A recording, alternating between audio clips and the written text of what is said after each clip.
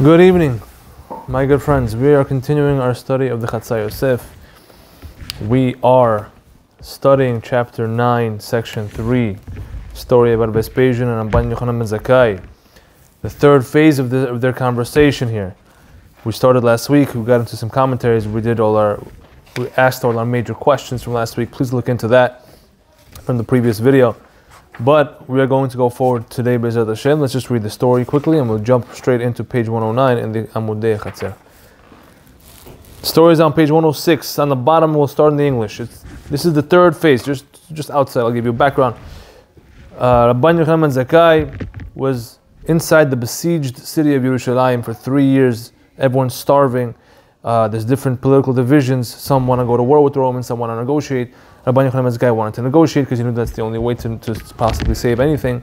The Baryonim, which was headed by his nephew, were very against it. They wanted to fight the Romans, and there was bitter war going on. Finally, they snuck out Rabban Yochanan ben Zakkai outside the city walls, pretending he was dead. He gets up and he walks over to the Roman camp to Vespasian, and they start talking. And they have a very interesting conversation. We started talking about the conversation in section 2, where Vespasian was asking why you took so long to talk to me, and he gave him a weird parable, which we explained. And Rabban Yochanan ben Zakkai called him a king. And Vespasian at that time was not the king. He was the general. He was the Roman general. There was a different king on the throne. But Rabban Yochanan ben Zakkai nevertheless said, no, you must be a king, because only a king can take over Yerushalayim. He gave him proofs from the Torah, from the scripture, from the verses. And then this story happened.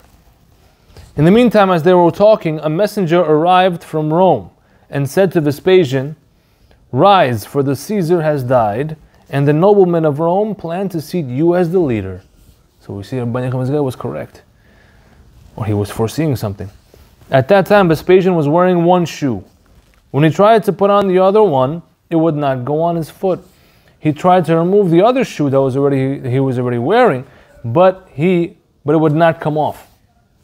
He said, "What is this?" Rabban Yochanan ben Zakkai said to him, "Don't be distressed, for good tidings have come to you." As it is written in the Pasuk in Mishlei, good tidings fattens bone. Good news makes you excited, fattens you up, it swells you up. Rather, what is the remedy then? He told him, have someone with whom you are displeased, some you don't like, come and pass before you. As it is written in another verse in Mishlei as well, a broken spirit will desiccate or shrink bone. That's how you get rid of the swelling. So Vespasian did so, and his shoe went on his foot. Vespasian said to him, to Rabban Yochanan ben Zakkai, and since you Jewish people, are so wise, why didn't you come to me until now? And Rabban Yochanan ben Zakkai answered back to him, didn't I already tell you? Vespasian said back to him, I also told you what I have to say. So they went into this circular conversation based on section 2 of this chapter. Vespasian said, the rabbi said, I couldn't come out because the Baryonim, the zealots who wanted to fight, didn't let me out. Vespasian said, he gave him the example of the honey in the barrel and the snake, which we spent several lectures on. Look back. And so it went in full circle again. The Gemara says further, Vespasian then said to Rabban Yochanan ben Zakkai, I will be going to Rome to accept my new position, and I will send someone else in my place. But ask of something of me, and I can give it to you. That I can give you. Rabban Yochanan ben Zakkai said to him, give me Yavne and its sages. Yavne was the place where the Chachamim were studying. That's where they ran away from Yerushalayim to study over there. And the second thing he asked for was, give me the dynasty of Rabban Gamliel, meaning don't kill them, pretty much. The dynasty of Rabban Gamliel, that goes back to Hillel HaZaken, Rabbi Yehuda Nasi, who put together the Mishnah. And the third thing is, give me doctors to heal Rabbi Tzadok. Remember, Rabbi Tzadok was fasting for 40 years up to this point of the destruction of the temple, because he foresaw it coming. He delayed it for 40 years by fasting. We covered the chapter where the lady ate the dry figs, right? Yeah, that was Rabbi Tzadok, yeah. He was in that chapter also, it's chapter 8. Died in that chapter. No, he didn't die. We'll never say he died over there. She died, the lady. So Rav Yosef and some say Rabbi Akiva read the following verse about him, about Rabban Yochanan ben Zakkai in this request. They said the same verse that they said about him in section 2 when he was silent. What's the verse? The verse is Isaiah 44:25. He turns wise men backward and stultifies their knowledge. Talking about how God turns off the knowledge of wise people sometimes. And they're claiming that must have happened here somehow as well. Why? Because Rabban Yochanan should have asked him to leave the Jews alone altogether, stop the war. But the Gemara defends him. The Gemara says that Rabban Yochanan Zakkai gauged at that point that perhaps Vespasian would not do that much for him. That's asking for too much. And there would not be even a small salvation. So he took what he could get, pretty much. Then the Gemara says the remedy for healing Rabbi Tzadok, what was it? What was the remedy? The first day they gave him water to drink that contained pareh, which is a very coarse type of broken down grain. The next day they gave him water that contained sipuka. Sipuka is a more refined but still coarse water, coarse grain mixed with water. The next day they gave him water containing flour, meaning fine flour, until his intestines broadened and widened little by little. That is what the Gemara says. We had plenty of important questions. Please look in the previous video over there. And now we're going to jump into page 109. We were in the middle of the Ben Yehoyada. Let's do it one more time, just from the bottom of page 108, because it continues.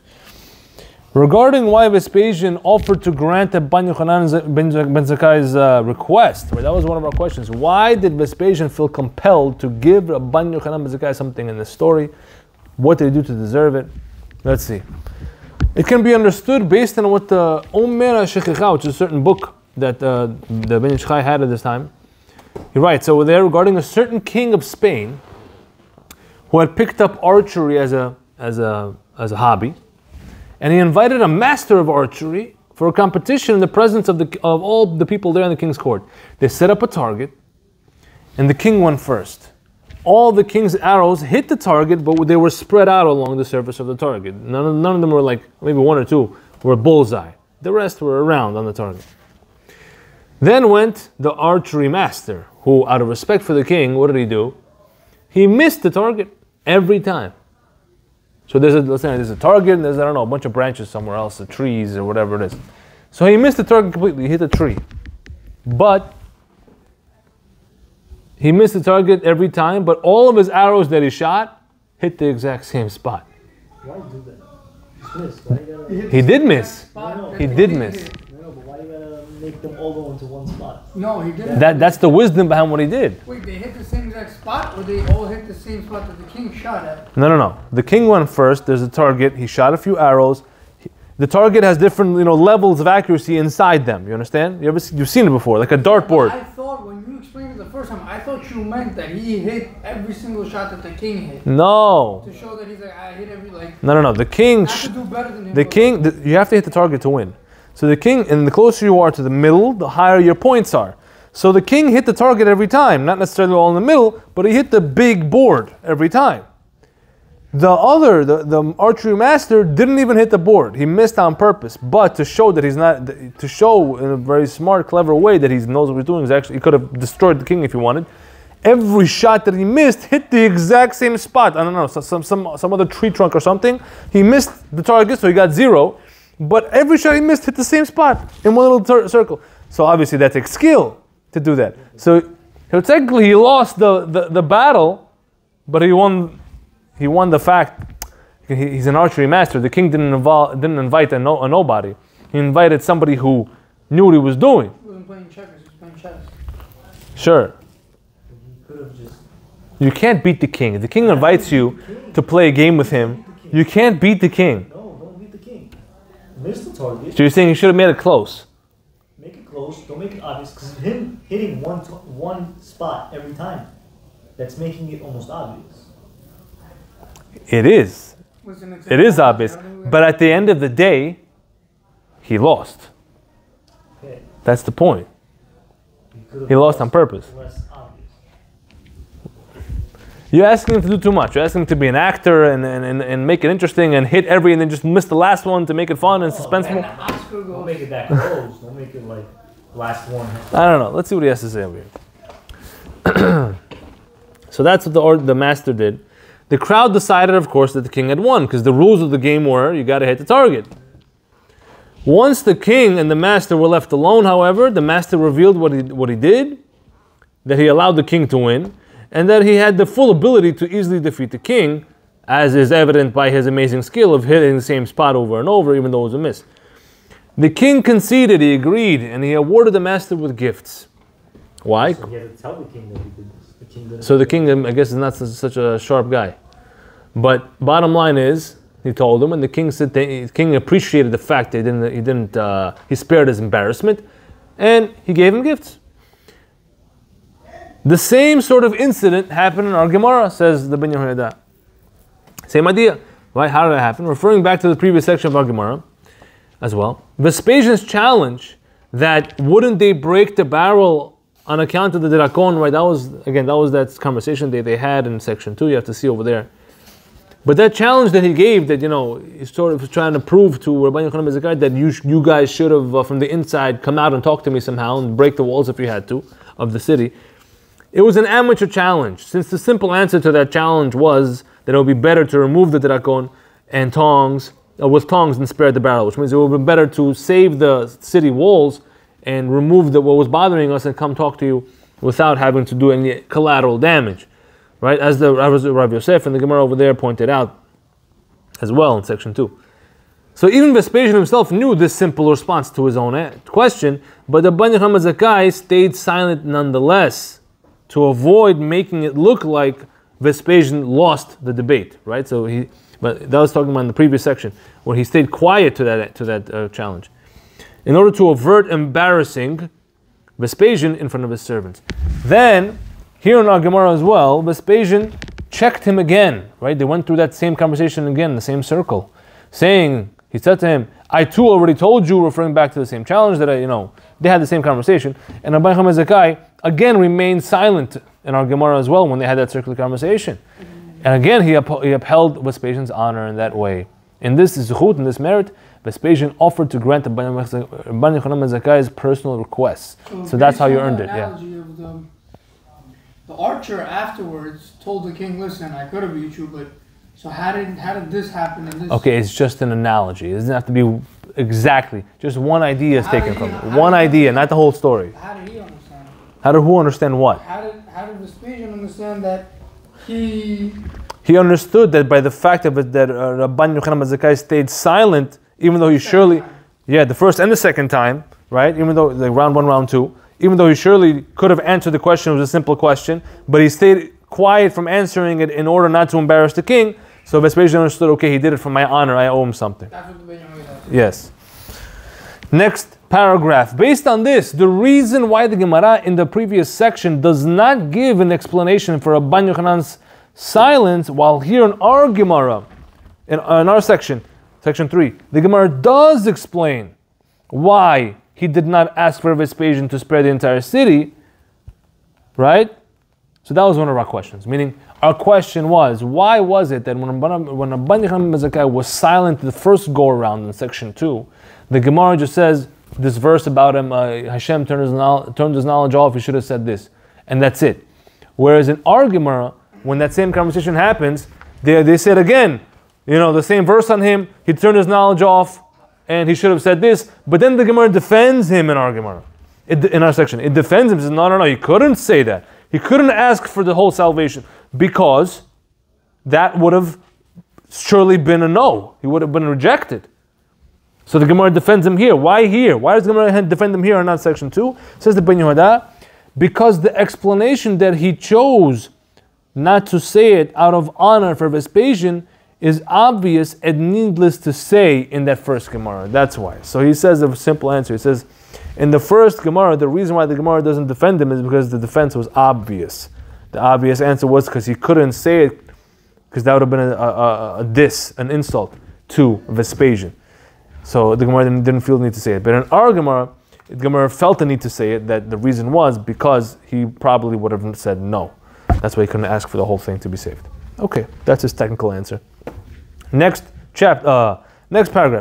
Rabban Yochanan ben Zakkai called it Yavne and its sages, right? That's one of his requests. He told them, give me Yavne and its sages. Don't destroy Yavne, because that was where all of the great scholars and sages were settled at that time, and there was significant learning of Torah happening there. As we know in history, a few years before the temple was destroyed, the sages, the Sanhedrin, the main court of all the huge judges, moved over there to Yavne, and that's where they continued the learning. So that's they moved because they saw the imminent destruction. I mean, it wasn't an overnight thing. They saw corruption and sin and terrible things happening around the city, and they felt God's presence leave little by little. They said, okay, we have to go somewhere else, and they went somewhere else. Also because they didn't want to do any more death penalties, I heard, because one of the Torah says that in order to do a death penalty, when the case is presented in front of that very important court, the Sanhedrin, the Torah says, you shall remove the perpetrator, meaning move him over, take him from next to my altar, my Mizbeach. So that's a requirement by the Torah, meaning only in that place where there's the altar can you do the process of capital punishment. But now that they themselves moved themselves physically to a different place, there's no more altar where they are in Yavne, because the altar is back in the temple. Therefore, they stopped doing capital punishment. That's what they didn't want to do it anymore. Mitzvah what? To stop doing capital punishment? The Torah says you should. Oh, is it a mitzvah to do it? It is, but it doesn't mean that the Torah wants us to do it. You shouldn't be like trigger happy. You shouldn't be out here. Yeah, that's the point. Yeah. I'm saying It's a conditional situation. It's a no. Yes, but at the same time, the Gemara says that any Beit Din that would kill once in every 70 years is blood hungry. The point is that the way explanation of that is that there are many ways. If you're a true chacham, if you know the law very well, you can find a way to not have to kill someone, even though he may be guilty. So why not steal? Also because of the fact that they saw the imminent destruction. So it was multiple reasons. Multiple reasons. They saw that it wasn't looking good. It's also why Rabbi Tzadok started fasting 40 years before, because he saw he wasn't looking good. Okay. So, says the Ben Yehoyada, he called it Yavne and its sages, because that was where all the great sages, scholars and sages were settled, and there was significant learning happening there. It seems that Rabban Yochanan ben Zakkai meant to threaten Vespasian with this. Since the well-known precept, or fact, is that when the voice is the voice of Yaakov, the hands are not the hands of Esav. Reference to Parashat Toledot 2 weeks ago. My friends, hope you pay attention to the Parsha.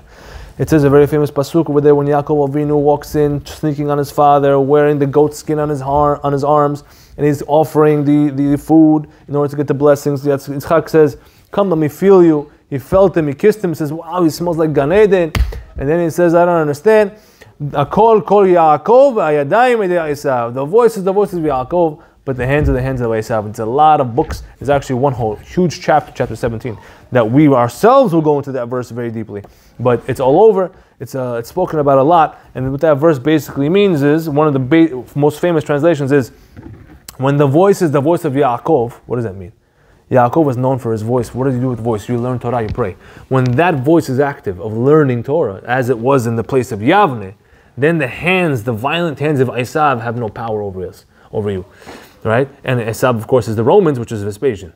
That they're all from that lineage. So therefore, he's saying that he as we say on the DL, he underlyingly hinted a threat to them. He said, listen, you better give me Yavne because they're learning Torah over there. As long as they're learning Torah, you have no power to do what you want to do to us. That gives him less reason to want to give it. I don't know. That's what Ben Yehoyada says. Take it up with him. Let's see. Whatever he was hinting to him. He was hinting to him something that we have something to hold on to. You know what I mean? Meaning, if you don't give many, maybe if I was to defend him, I would say he was trying to say that if you don't at least give us these 3 things I'm asking for, you're not going to be successful at all. Something's going to come up because we have low Torah learners in Yavne right now. Still, maybe that's what it is. I don't know. Okay. Next commentator is the Chochmat Manoach. Page 109 in the right column. He says, the Midrash, she brings a Midrash from Eicha Rabbah. It presents the story of our Gemara in a slightly different fashion. Over there in that Midrash, there's a lot of similar stories. Eicha is talking about the destruction of the temple, as written by the prophet Jeremiah. We read it on Tisha B'Av every year. Eicha. Lamentations, as they say in English. And there's a Midrash that goes with that. And a lot of those stories in the Midrash over there are similar versions with slight nuanced details sometimes that are different to our stories that we're learning in this Masechet Gittin now regarding the destruction of the temples. So the Chochmah Manoach is going to offer you a midrash from there. It says the following. It says that it was Vespasian's servants who presented the parable and asked the question to Rabban Yochanan ben Zakkai. Which means this is going back to section 2 of this chapter. Again, I hope everyone watching at home is looking at those videos in order to make sense. I don't want to keep repeating over and over, but I'll do my best. But over there, it was spoken. There was the beginning of their conversation between Vespasian and Rabban Yochanan ben Zakkai. Rabban Yochanan ben Zakkai says to him, Vespasian says to him, "Why didn't you come to me sooner?" Rabban Yochanan ben Zakkai says to him, "I couldn't come out because there was the group, the Bayonim, who didn't let us out." And Vespasian gave him the whole parable that if there's a barrel with honey and there's a snake upon it, wouldn't you break the barrel for the sake of Wouldn't you break the barrel for the sake of the snake? That's what he said. So the snake would just taste and leave. Well, that's how we explained it. That's how we explained it. He explained it differently. Other people explain it differently. Right. Again, I don't want to go into it. But what's etched in your mind is the last way we explained it, which is the way the Chatzar Yosef explained it. But there was a few different takes on what was the barrel, what was the snake, remember? Okay, bottom line is, in this story in Acharabah, in our Gemara, it was it was Vespasian who said this parable of the barrel and the snake. In the Midrash, it was one of the servants of Vespasian who gave that parable over to Rabban Yochanan ben Zakkai. Right? So if that's the case, let's put that detail in. Let's imagine for a second it wasn't Vespasian who said that parable in that conversation. Rather, it was one of his servants. And then Rabban Yochanan ben Zakkai retorted the same way, our Gemara says he does, that one should take tongs and try to remove the snake, etc. So you see the difference in the story? So in the Midrash, the order of events is that Rabban Yochanan ben Zakkai actually says the answer of the tongs, that the real answer is you should have taken the tongs and removed the snake to save the barrel. The Gemara doesn't. But our Gemara says that he was silent, and then the later rabbi suggested that he should have said this answer of the tongs. That means he never said it according to that. So there's a big discrepancy between the Midrash and our Gemara in section 2. So he says over here, it seems that this Midrash is not a contradiction to our Gemara, however, that says that Vespasian asked him and that Rabban Yochanan ben Zakkai kept silent. Right? So he's saying he wants to settle them. He wants to say they're actually not different versions of the story, they're just different details of the same story. Which means, rather, what likely happened, says the Chochmah Manoach, was that first Vespasian asked him the parable and he remained silent. Then the servants asked him again this parable. What would you do in the situation about the barrel and the snake? Not in the presence of Vespasian. Vespasian walked away for a second, I don't know. And then he, meaning Rabban Yochanan ben Zakkai, answered the correct answer with the tongs as he should have, showing that he could have answered Vespasian originally as well, but he clearly chose not to out of respect. So he didn't say that exactly. Exactly. No, we didn't. You have to reread it. Exactly. No. He didn't say that. It was different. He's saying he asked him the Okay, question. he said, You're saying it's closer to the analogy of the archer. Because he said it, yeah, because you said it to the servants, but he didn't say it. But I'm saying he instead of saying it to the king, he said it to the servants. What I'm saying, Yeah. Right. He answered the servants like, I could have, I could have destroyed him. Here, I could have destroyed him, but I didn't. Yeah. Okay. So now it says the Chochmah Manoach. Why didn't Rabban Yochanan ben Zakkai offer a simple and true answer to the first question that he remained silent for? So now he's asking a different question. He's saying, way back in that conversation between Rabban Yochanan ben Zakkai and Vespasian, why didn't the rabbi just give a simple answer to that question? Meaning, he could have said that the Baryonim were too strong to overtake, right? The Baryonim was the gangster group that were inside the walls of Yerushalayim, not letting the people out. He could have just said they were strong. They're gangsters. What do you want? I'm a rabbi. You want me to kill them with my kavanot and let them? And I can't do that for no reason. So, but the point is, he could have just said they were too strong, making it impossible for me, meaning the rabbi Ben Zakkai, to come to Vespasian until that time. Why didn't he just say that? The answer is, says the Chochmah Manoach, is because the Gemara's suggestion that one should take tongs and carefully remove the drakon is a simple answer, so simple that even Vespasian himself anticipated that answer.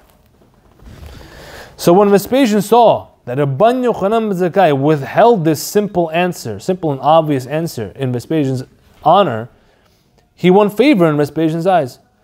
Since this is simply derivable from our Gemara, and since there is a source in the Midrash that explicitly states that Rabban Yochanan ben Zakkai answered correctly the answer of the tongues to the guards, the servants, but withheld it from answering Vespasian, so our Gemara had no need to explain what Rabban Yochanan ben Zakkai was thinking by the first question that he remained silent for.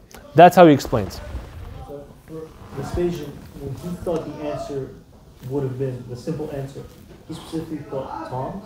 Or he just That's what the Chocham Manoach is saying. Just to get rid of the snake? I don't know, but the Tongs is very specific. Right, and we explained a lot about the tongs. So, I don't know. He seems to be saying more or less in line with the Ben Yehoyada that the reason why the Gemara doesn't defend Rabban Yochanan ben Zakkai in the section 2 in the first is because it was an obvious answer. It was very obvious. So Ben Yehoyada says that the obvious thing of it is that he didn't want to insult Vespasian, so he kept his honor that way.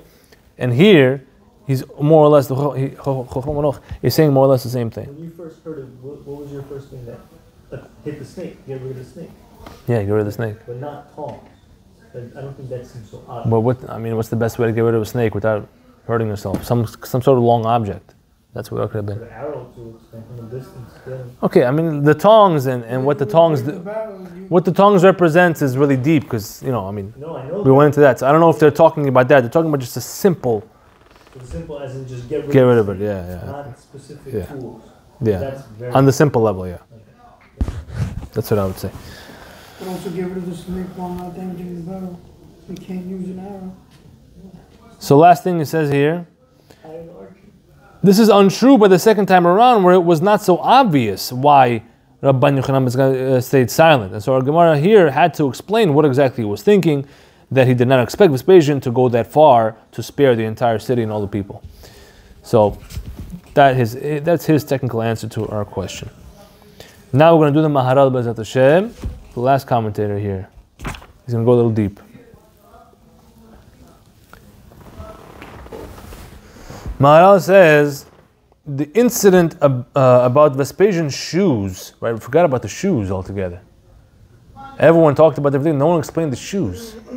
The title of the chapter is If the Shoe Fits. We're still stuck on the first conversation they had, just Right, repeat, so. right. So now, what about the shoes? He's told he's a king, he's trying to get one shoe off, he had one shoe on, what's going on? Says the Maharal, the incident about Vespasian's shoes is not meant at all to be taken literally. Wow, this is one of the famous Maharal's approaches, where sometimes he takes a story in the Gemara and says these details didn't actually happen. It's just trying to give you a metaphor. I feel like that's the whole Gemara. That's a very rash approach. A lot of other Chachamim, like the Ben Yehoyada especially and others, they are on of the paradigm that if the Gemara said something happened, you better believe it happened. We're not playing games here. Isn't Rambam like that? Like he tries to rationalize things. He's a rationalist. The Maharal is trying to do that. He's trying to be, but Maharal is very Kabbalistic as well. I wouldn't call it, again, they're all trying to rationalize on their own level what it is, in their own understanding. Rambam was a super rationalist, yes. Yeah. Super rationalist, but he's a super rationalist. Super rationalist. At the same time, he hints at deeper things. Someone explained he was a big Kabbalist as well, just on the down low. There's different ways to read the Rambam. What time was the Maharal? He was in the 1600s. It was the same time as the Rambam. No, the Rambam was 1100s. It's 500, almost 500 years difference. Okay, so you're going to see a few times in our book that Maharal takes his approach, that these details in the Gemara, forget them, they're just a metaphor for something. He's going to explain what it is. Yeah. What he means physically didn't happen at all. Right. So we tend to go not with that approach. We tend to go with the Ben Yehoyada and others that no, it did happen, but there are deeper meanings. Meaning we take like a compromise approach. A little bit of everything. I mean, if the Gemara said something happened, unless there's a really, really good argument and evidence that it probably didn't happen, meaning from the Gemara itself, from the way the Gemara presents it as you'll see, I don't want to give it away. We'll see other chapters when we do this. Unless there's really, really good reason to believe that it's just a metaphor from the way the Gemara presents itself, then we'll say, okay, it's just a metaphor. But most of the time we say, no, it happened. But there's deeper meanings. But let's see the Maharal's approach. He says, this thing with the shoes, it didn't happen literally. What does it mean? Since it's not possible that a foot would change in girth momentarily like that. It's impossible that your feet would get that big and that small. Does it happen? It didn't happen in those times? Let's read the Maharal for now. He says, rather, when a person receives good tidings, good news, so suddenly, as Vespasian did, the spiritual power of that person fattens abruptly. So he said this is talking about spirit. It's not talking about his actual feet. It's talking about his spiritual aura, energy, battery at that moment was in overdrive. When you hear good news or something crazy, Okay, amazing happens. fine. That is what is meant by the pasuk in Mishlei 1530 that Rabbi Yochanan Zakkai recited in our Gemara to him when it says, and good tidings fattens bone, but the word for bone is etzim. Atzamot means bone. So good tidings, good news fattens etzim. What does that mean? Where the word etzim, ayin sadi mem sofit, it means bone. But it also has a related connotation of another thing that it means, which is essence or self. Atzmut. Atzmut means the deep thing itself, the essence of something. Etzem adavar. And that's what a bone is, right? You say that in English as well, metaphorically. When you say, I want to get to the bone of the matter, the bones, the skeleton. I feel it in my bones, I feel it in my core, my essence. That's what it means. It means essence. Right? And that term essence, says the Maharal, refers to the spiritual essence of a person. It's talking about the spirit. So when our Gemara says that he could not take off his shoe, this is a metaphor for this rush of emotion that he was feeling when hearing the news so abruptly. He could not shake off the feeling, as it were.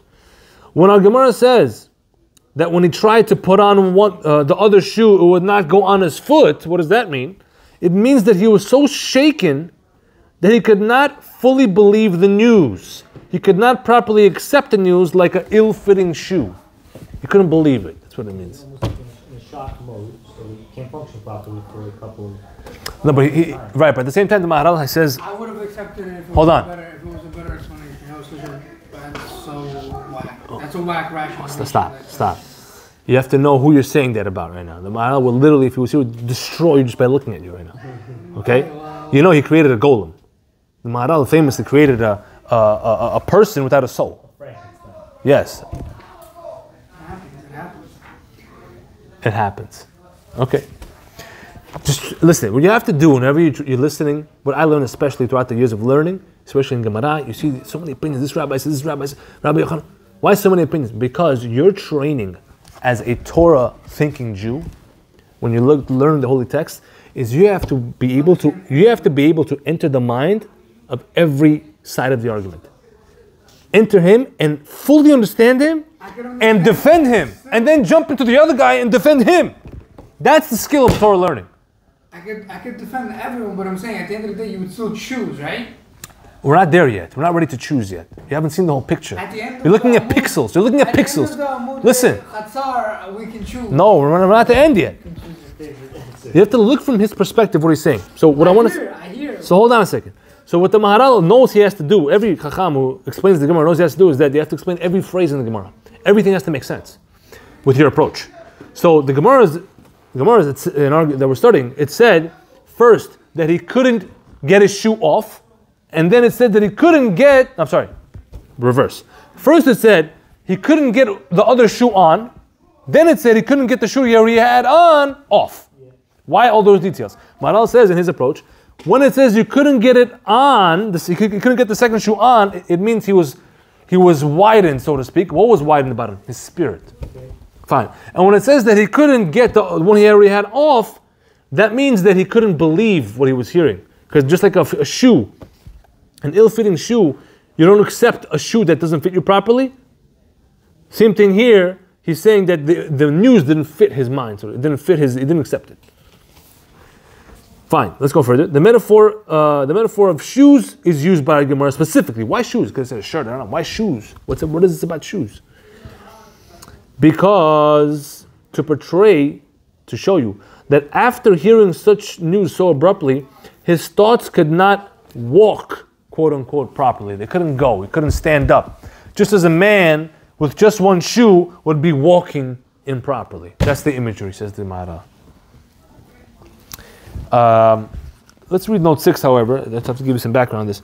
So the Maharal does not say this outright, what we just said. That's how we're reading it, how we're interpreting it, because his words are difficult in that section. But it seems that's what he's implying with his words. So if you want to look at the actual words and interpret it yourself, by all means, open up the Maharal in the Chidushei Agadot, Masechet Gittin, page 56. What page are we? 56, right? Gittin, page it's at 56a, I think.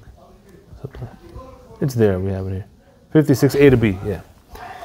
So accordingly, we may assume that the Maharal would maintain that the reason Rabban Yochanan ben Zakkai suggested that someone Vespasian is displeased with should walk in front of him as a remedy for this problem was because it would serve as a distraction. We have to defend the Maharal. Again, we're trying to get in his mind, see what would he say to explain this part of the Gemara. That the Vespasian says, have someone you don't, the rabbi says, have someone you don't like pass in front of you. So we have to say the Maharal, in his approach, it's because that's going to be a distraction for him, for Vespasian, to get his mind off the anxiety he was having about being nominated as king. It follows that Vespasian being able to get the shoe on afterwards is a metaphor for the fact that he was able to settle his mind and accept the news afterwards. Because at the end of the story, he got a shoe on. So how do you explain that, Maharal? It must be that he meant that if you take the Maharal's approach, that it means he finally accepted the news. Okay, that's how he explains the shoes. The next paragraph of the Maharal, top of page 110. The reason Rabban Yochanan ben Zakkai specifically chose those three things, right? We asked, why did he ask for those three things? The Chachamim of Yavne to be spared, the lineage of Rabban Gamliel to be spared, which is the dynasty from Rabbi Yehuda Nasi, which is by the way from the tribe of Yehuda, the Davidic dynasty. And the last one was, what did he ask for? The last one? The doctor for Rabbi Tzadok. Thank you. The reason why those two things is because each one corresponds to one of the holy attributes through which Hashem runs the world: Chesed, Din, and Rahamim. Big theme in Kabbalah, big theme in all of Torah: Chesed, Din, and Rahamim. Just wait till chapter 15, where we're going to really delve deep and make you understand, like you never understood before, what those three things are. Those three midot, chapter 15. Hopefully, we'll get there in chapter 9. Okay, but says the Maharal over here, the sages in Yavne correspond to the attribute of Chesed of God. Chesed is the right hand of giving, since they learn Torah, and Torah is called Torat Chesed. There's a pasukim they call Torah Torat Chesed, Torat Chesed al-Shano, like it says over here, Mishlei 31:26. Yeah, and there's other places in the Gemara the Maharal brings why Torah is Chesed. Rabbi Tzadok, who fasted for many years, right, corresponds to the attribute of Din, of strict judgment, since that is what Rabbi Tzadok imposed on himself through fasting. Anytime you're fasting, you're putting afflictions and limitations on you. That is hand in hand with the attribute of Din. Din is all about limitations and holding back. The dynasty of Rabban Gamliel corresponds to the attribute of Rahamim, which is the middle between Chesed and Din, the balance between them. This is what we call in English mercy. And Hashem is merciful with them, with that lineage, because they are deserving of it, since their lineage is pure with no blemishes. He chose these three things because once he attained these three from Vespasian, once he was granted these three things, Israel would be closely attached with the three elements that Hashem manages the world with, this Chesed, Din, and Rachamim, and they would be saved eventually in the long run. That's a very deep thing that Maharal said, and we're going to jump off that in the Chatzar Yosef. Yeah. So why those three things represent, wasn't there other things happening in the nation that could have represented? Yeah, but listen, those three things are not exclusive to just anything. They're everywhere. You can defend and show how those three things are connected to almost anything. So, like Rabbi, where is the Rabbi Gamliel and his dynasty? Right? Yeah. Couldn't you approach that to Torah instead of mercy? Couldn't you use that as Chesed? How? You could, but you have to defend it. Because you're saying Torah, which one? You could, but you have to, as long as you have a good argument, you could defend it. I would use it as the same argument as Yavne. Yavne is all the Chachamim learn in Torah. Torah, there's Pasukim called Torah Chesed, Torah of Chesed. Now again, Torah, there's also other Pasukim called Torah Emet. And Emet is actually the middle line of Rachamim. So that's how, so you could have flipped that. But then how are you going to say Rabban Gamliel is Chesed? That's a harder one to say. Because the main point of Rabban Gamliel is not the fact he's a rabbi, but the fact that he's from the dynasty of Rabbi Yehuda Nasi, Hillel Zaken, and David HaMelech. It's Rachamim, it's the middle line, because I would say it's because of Mashiach, it's the seed of Mashiach. It's the seed of Mashiach. And Mashiach is Malchut, which is the direct line of Rachamim, because it goes Rachamim, directly below is Yesod. Yeah, look at the diagram. And directly below is Malchut. If you look at page 527, we have the diagram. So that's how I would defend it. So Rachamim is the middle line, and the middle line is associated with that, with the Messiah. Yeah, Mashiach is actually associated with Netzach as well. Netzach is under Chesed. It gets complicated again. Let's just take the Maharal's approach here and digest it a little bit, and we'll see what we say. So we have a few minutes left. I don't know if it's worth starting because we're not going to really do much. Yeah, I think we should leave it here, guys. Let's leave it here, B'ezrat Hashem. And then next week we're going to start immediately the Chatzar Yosef, and it's the last part of this chapter 9. It might take 2, lectures, but B'ezrat Hashem, we'll get through it. Do we find out were these 3 wishes granted, requests granted? Yeah, they were. The Gemara assumes that they were. These 3 wishes were granted. The Chachamim and Yavne were spared, and because of that, so that's the main point I want to say today. Because of that, Judaism as we know it today, Orthodox Judaism as we know it today, was preserved and saved. Because of those Chachamim continuing to learn the Torah in Yavne and not being destroyed during these Roman Jewish wars. Is that right, where they write it down? They write what down? The Mishnah and the Gemara? So at this time in history, they were already starting to write down little things in school, but it was hidden. Then Rabbi Yehuda Nasi comes along. Rabbi Yehuda Nasi is the son of Rabban Gamliel. Is that in his book? Yeah, we're going to talk about Rabbi Yehuda Nasi in chapter 27. Yeah, and how he finally put together the Mishnah, and after that the Gemara came out. Yeah, so basically the efforts of Rabban Yochanan Zakkai did not go for nothing. He saved Judaism as we know it today through this whole conversation with Vespasian. And how did he do it? He did it by staying silent, by not answering back. Imagine if he had said to Vespasian, Your Highness, obviously the answer is this. What do you think I am? Some preschooler? Imagine if he said that, he wouldn't be here today. It took a huge chacham to hold back his words to save Judaism. I don't know. Whether it would or didn't, we never know. That's why we have to appreciate the way it happened. Baruch Adonai Le'olam. Amen ve'amen.